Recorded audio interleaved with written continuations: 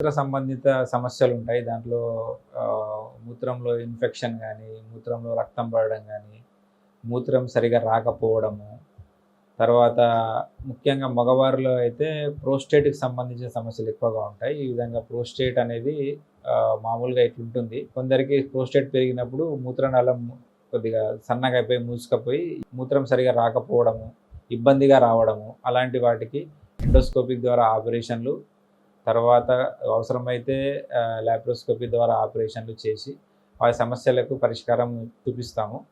ఇలాంటి సంబంధిత ఆపరేషన్‌లు ఇప్పటివరకు కొన్ని వేల ఆపరేషన్‌లు చేసుంటాము. అది మామూలుగా ప్రైవేట్‌గా గానీ, ఇన్స్యూరెన్స్‌లో గానీ, ఆరోగ్యశ్రీలో గానీ, గవర్నమెంట్ ఎంప్లాయీస్ రియంబర్స్‌మెంట్ గానీ, రకరకాల ఫెసిలిటీస్ మన హాస్పిటల్‌లో ఉన్నాయి.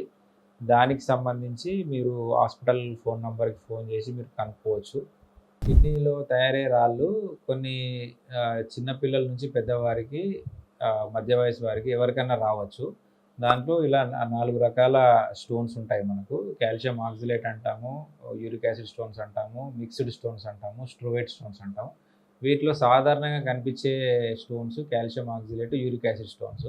దీంట్లో సైజుని బట్టి అది కిడ్నీలో ఉందా, కిడ్నీ గొట్టంలో ఉందా, లేదు మూత్రం సంచిలో ఉందా, దాన్ని బట్టి రకరకాల ఆపరేషన్లుంటాయి. అందులో కొన్ని ఎండోస్కోపీ ద్వారా చేస్తాము, కొన్నిటికి కీహోల్ సర్జరీ అంటాము, కొన్నిటికి లేజర్ అంటాము. ఇట్లా రకరకాల ఆపరేషన్‌లన్నీ మన హాస్పిటల్‌లో అందుబాటులో ఉన్నాయి.